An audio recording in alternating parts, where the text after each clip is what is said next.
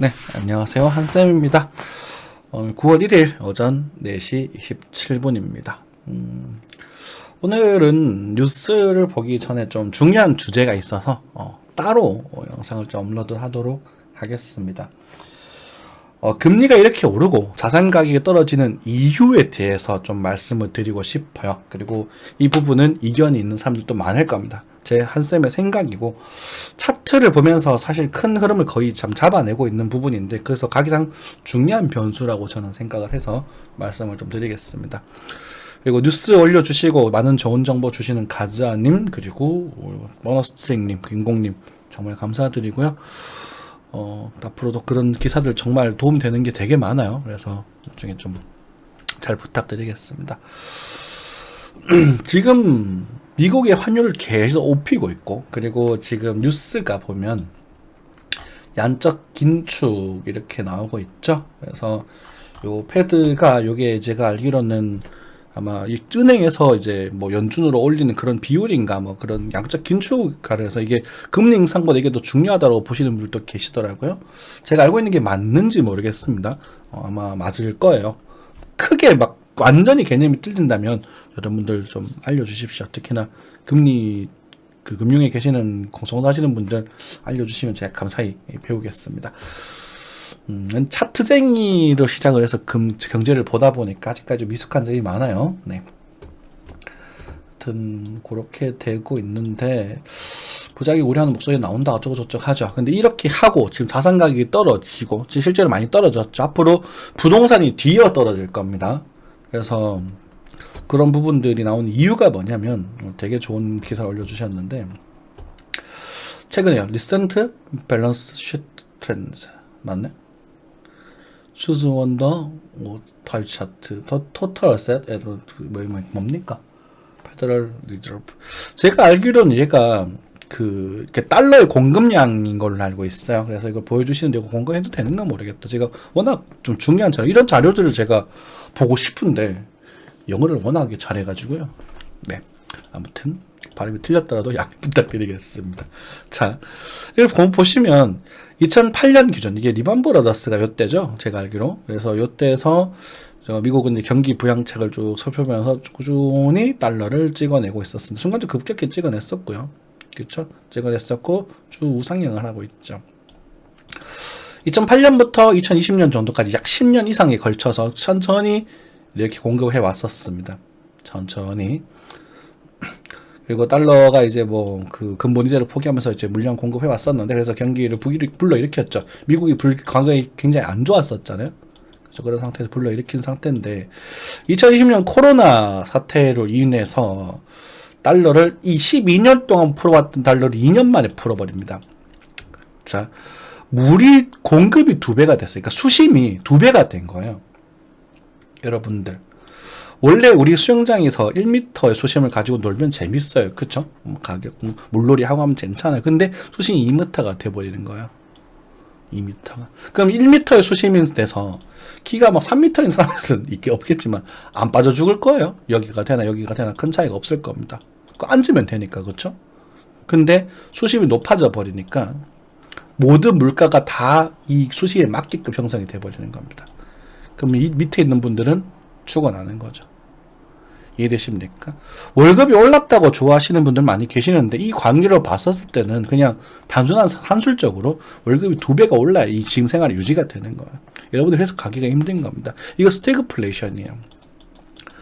물가 가격은 오르고 지금 물가는 빠지고, 지금은 아직까지 인플레에 가까운데 이게 떨어지는 순간 스태그플레이션이거든요.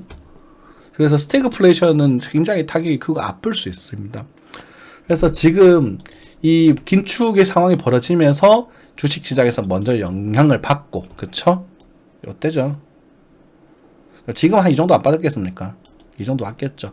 그래서 지금 이제 6M에서 4M에서 한 5M까지는 빠져야 이제 정상화가 된다는 얘기거든요. 그래서 여러분들이 역시나 이것도 투자를 하실 적에 이 정도 6M까지 빠지게 되면 아마 연준에서 금리 인상을 아마 멈추게 될 거예요. 멈추거나 어쩌면 금리 인하까지도 할 수 있을 겁니다. 왜냐하면 지금 각도는 어떻게든 좀 뭐라고 할까요? 각도는 급하지 않지만 이게 일단 금리가 꺾이는 걸 확인을 했거든요. 돈 달러가 줄어드는 걸 확인을 했기 때문에 줄어드는 속도의 문제인 거거든. 빨리 잡고 싶으면 급격하게 돌릴 거고 천천히 잡고 싶으면 완만하게 가겠죠. 그렇죠? 그래서 지금 뭐 자이언트 스텝 이야기도 나오는데 글쎄 자이언트 스텝 저는 빅 스텝이 아닐까 아직도 그렇게 싶은데요. 자이언트 스텝 갈 수도 있죠. 갈 수도 있지만 일단은 지금 2.5로 알고 있는데 제 기억이 맞나? 3.0? 3.5 정도까지는 갈 겁니다. 3.5에서 많이 가면 3.7, 4까지도 이렇게 3.5를 기준으로 보고 있으면 아직까지는 이게 제가 작년에 말씀드렸던 거예요. 제가 수치 갖고 놀리시는 분들 작년에 이렇게 예상하는 사람이 어디 있었냐고. 그래서 작년 위주를 유지하기 위해서 제가 이런 텐션을 계속 유지하고 있는데 자이언트 스텝 갈 수도 있습니다. 갈 수도 있고 저는 천천히 완만하게 올리지 않을까 싶었는데 애새끼들이 그냥 양아치네요. 러시아의 전쟁이라는 변수도 좀 있었고 그래서 어쨌든 요걸 줄여드릴 때 이제 자산이 남아있는 어떤 놈이 많이 남아있는지 싸움이에요. 그래서 지금 이 전쟁에서 이 금융전쟁이죠. 이제 미, 중, 러가 피 터지게 싸우고 있는 겁니다. 여기서 두드려 맞고 있는 게 유럽 그리고 한국 그죠? 옛날부터 참 허덕이고 있던 친구가 일본 이렇게 되는 거예요. 이해되십니까? 네. 그러니까 얘들 러시아, 유럽 그리고 엔화가 지금 비전이 없고 유럽화가 비전이 없으니 이게 달러 돈이 모이게 되면서 얘네들 달러를 긴축시키는 양보다 달러 돈이 많이 모이게 되잖아요. 그러니까 조금만 빠져도 세계의 돈을 많이 태울 수 있는 거예요. 그러니까 달러는 10%만 태워도 이 나라에 다른 나라 인마들이 뭐 자산 이만큼 사들인잖아요. 이 돈은 팍팍팍팍 녹아 나가는 거죠. 그러면 상대적으로 미국의 부는 이 나라에 비해서 강하게 유지가 된다라는 게 미국의 목적이에요. 그러면서 보험도 드러났죠. 어디? 우크라이나에 무기 지원하면서 무기를 엄청 팔았잖아요. 이게 그냥 공짜로 주는 거 아니거든요. 일단요, 뭐 할부 같은 개념이라 보시면 됩니다. 무이자 할부든 뭐든 그쪽에 투자를 짠땅 해놨고 러시아의 발전 막기 위해서 그렇게 해오고 있고 그리고 지금 내년부터 원유 증산하고 가스 증산하면서 그걸 또 세계에 팔아먹겠죠. 미국은 그런 나라예요. 그래서 세계 초강대국인 거예요.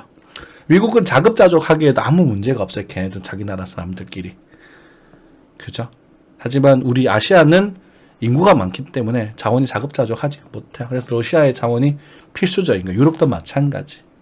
그러니까 이제 그 대륙의 힘, 지정학적인 요소를 가지고 러시아가 지금 팽배를 하고 있는 것이고 이런 상황을 저는 이 러시아가 예상을 했다고 봅니다. 그래서 러시아가 전쟁을 일으켰어요. 물론 전쟁의 명분이 필요하죠.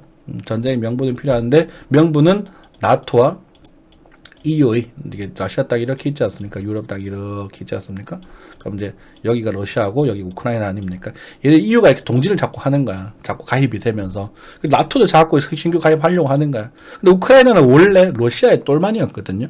여러분들 우크라이나 편이다라고 말하지 마십시오. 우크라이나나 러시아나 딱 그나물의 그 밥이요. 폴란드도 예전에는 반반 반신반 했잖아요. 그러니까 소련 연방이었었잖아요. 연방이 가까웠죠. 폴란드는 조금 얘네 두드려 맞으면서 넘어가긴 했지만. 그러니까 우크라이나 러시아의 그거야 똘만이었다고. 피공인가? 죄송합니다. 네, 조금 오차가 있는 거 사고가 있을 수 있습니다. 그래서 어쨌든 우크라이나는 러시아의 똘만이었죠. 아마 역사적으로 이 둘이가 아마 그 조상이 제가 같은 걸로 알고 있거든요. 한국과 북한처럼 그 정도까지는 아닌가? 아무튼 러시아 공국과 관련 연관이 되어 있는 걸로 알고 있는데 아닐 수도 있습니다. 이거는 제가. 그래서 그때 그걸 명분을 가지고 뭐 그리고 안에 있는 뭐 네오나치 세력들 주도를 받는 편다고 하면서 침공을 했죠. 그렇죠? 근데 러시아 입장에서 기분이 나쁠 수 있어. 기분이 나쁠 수 있죠. 왜냐면 소련을 해체할 때 분명히 이제 소련을 해체하는 조건으로 EU와 나토에 동진을 하지 말아라. 여기 절충제를 반드시 둔다라는 약조를 걸었거든, 미국과. 근데 그 약조를 깨버린 거랑 다름이 없는 거예요. 그러니까 미국이 깬 건 아닌데 우크라이나가 나 EU 가입하려고 깔짝깔짝거리니까 짜증이 난 거지. 자, 짜증이 난 건 표현이고요. 아마 이 러시아의 푸틴은 이게 기때가 기회다라고 생각했을 거예요. 저는 그렇게 생각해요. 이게 기회다.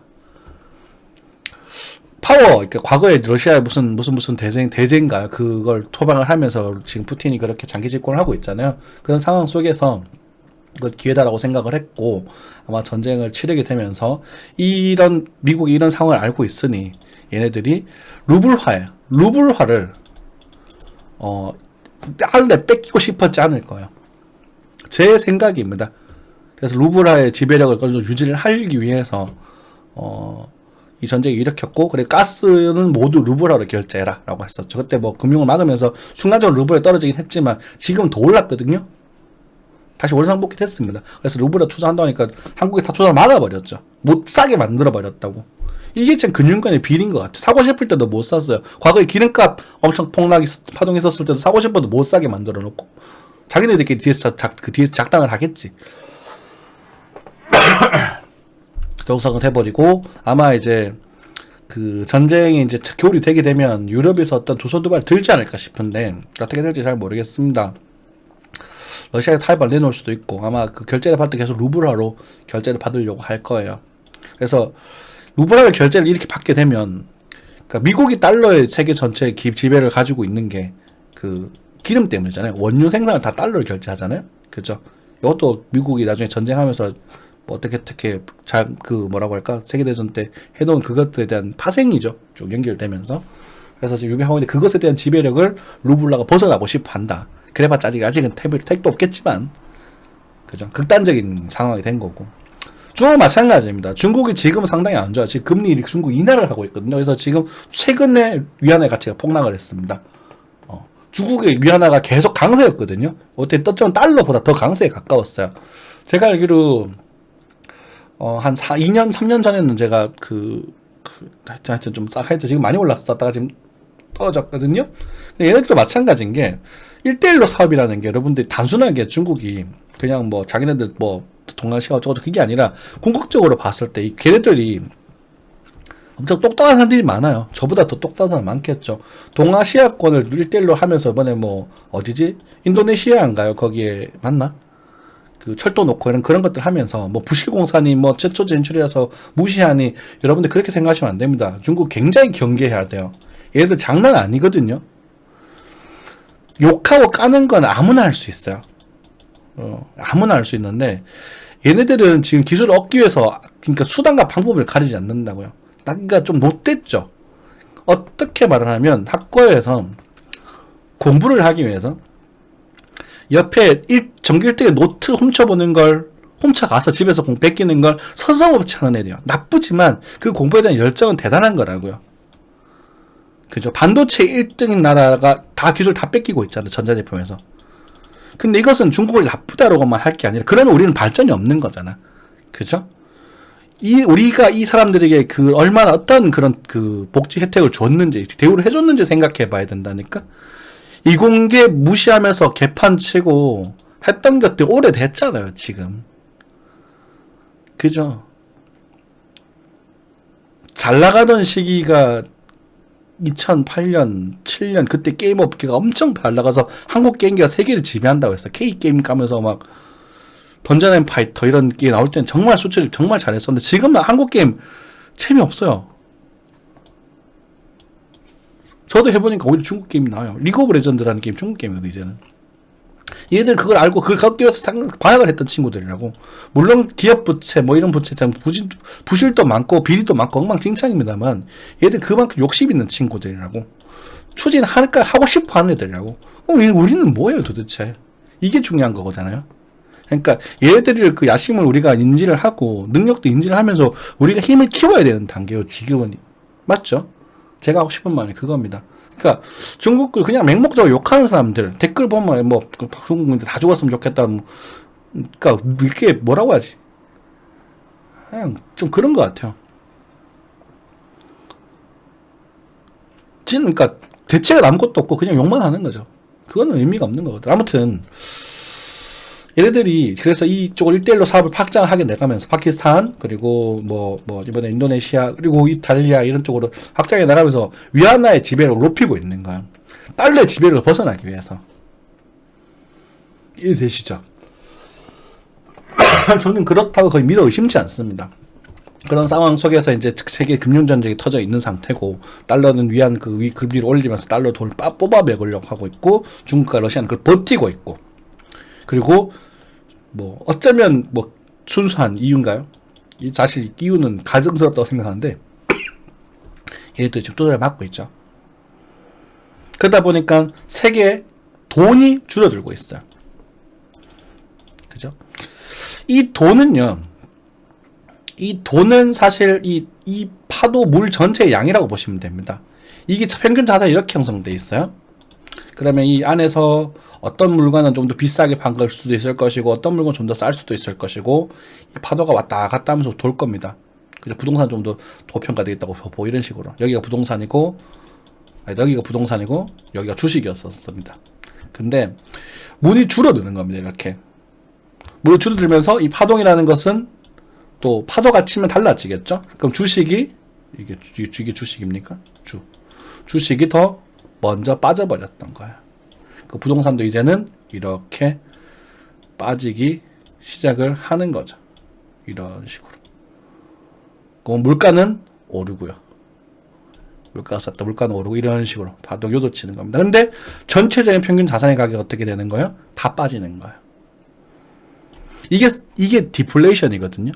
물가가 빠지면. 근데 과거에 워낙 강하게 물결을 이렇게 쳐올려 놨더니 이 파도가 요동을 치면서 지금 물가는 오르고 어떤 물가는 빠지면서 이 주기가 크기 때문에 지금 물가는 오르고 주식과 부동산은 빠지고 이 현상이 이제 스태그플레이션이에요. 이 규모의 갭 때문에 생기는 현상이. 그래서 지금 이제 그런 현상이 벌어지고 있는 거죠. 굉장히 힘드실 겁니다. 그래서 지금은 이제부터는 월급이 동결이 돼도 괜찮아요. 경제성장, 한국도 경제성장이 지금 제 생각 내년에 1%대를 찍지 않을까 싶은데, 경제성장률, 하여튼, 경제성장률이 이제 금리랑 나중에 맞아 떨어져야 되거든요. 근데 지금 이 경제성장률보다 금리가 높은 상대로 넣었기 때문에, 완만하게라도, 이제 물가는 잡힐 겁니다. 지금 상황을 레벨로 두더라도 근데 빨리 안 잡히겠죠. 이렇게 내두면. 그래서 빨리 잡기 위해서 금리를 올리면서 이걸 갖다가 밑으로 누른 압박을 주고 있어요. 그렇죠. 그러면 나중에 빠지면 다시 올리고, 이거는 이렇게 잔파도를 만들면서 이렇게 완전 맞춰 나가겠죠. 경제 성장률에 맞게끔. 다시 경제 성장률이 이 상태라면 우리가 금리를, 그러니까 물가가 이렇게 올라간 거예요. 이렇게 올라갔더니 금리를 올려가지고 떨어뜨리겠죠. 하지만 조금만 올리시면 이렇게 천천히 빠질 거예요. 그죠? 이걸 어느 세월에. 그래서 많이 올려가지고 이 밑으로 빼면 어느 순간 지금 현재는 금리는 지금 그것보다 더 높은 가격으로 압박을 넣고 있습니다. 압박을 넣고 있는데 금리를 올리는 건 역산으로 해야 되겠습니다. 그래프를 그릴 때 대략적으로 역산에서 이렇게 놀리고 있습니다. 이렇게 경제 성장이 이렇게 되고 금리 그래프가 이렇게 된다면 그 물가가 올라가던 걸 금리를 맞으면서 떨어지겠죠. 아직까지 올라가고 있는데 완만해진 상태인 거예요. 천천히 내버려도 천천히 때려오면서 여기 맞을 겁니다만, 그럼 나중에 충격이 적겠죠. 이런 식으로. 맞죠? 이렇게 갈 텐데, 지금 미국에서 원하는 그림은 그게 아닌 것 같아요. 왜냐면, 러시아랑 중국이 그걸 좀 견제를 해야 되니까, 금리를 좀 빠르게 올려서 이걸 좀 강하게 빼고 싶어 하는 것 같아요. 그죠? 지금 한 이 정도 왔지 않았나 싶습니다. 물가가. 살짝 꺾였다고 보거든요, 저는. 살짝 꺾였다고 보는데, 이게 밑으로 빠질 거예요. 근데 이게 결국은 어떻게 된다고요? 경제 성장률 그래프를 타고 간다 그랬죠.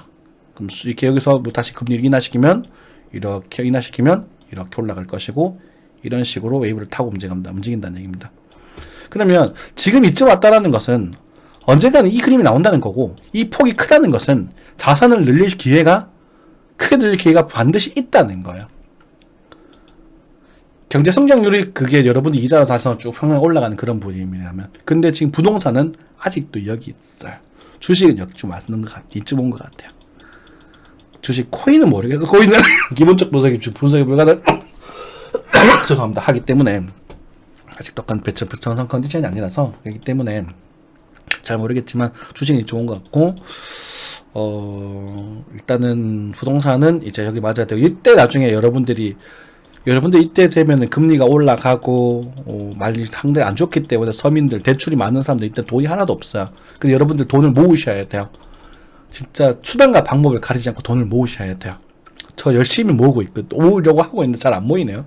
씀씀이가 일단은 아껴 쓰려고 하는데도 왜 이렇게 많은지는 모르겠습니다만 많은 게 아닌데 많이 드네요. 여러분들 숨만 쉬어도 여러분들 지금 생활비 정말 많이 드실 것 같습니다. 부모님 정말 대단하신 것 같은데 아무튼 열심히 모으셔야 돼. 이거 기회 잡으셔야 되거든요. 이해되시죠? 화이팅 하십시오. 감사합니다.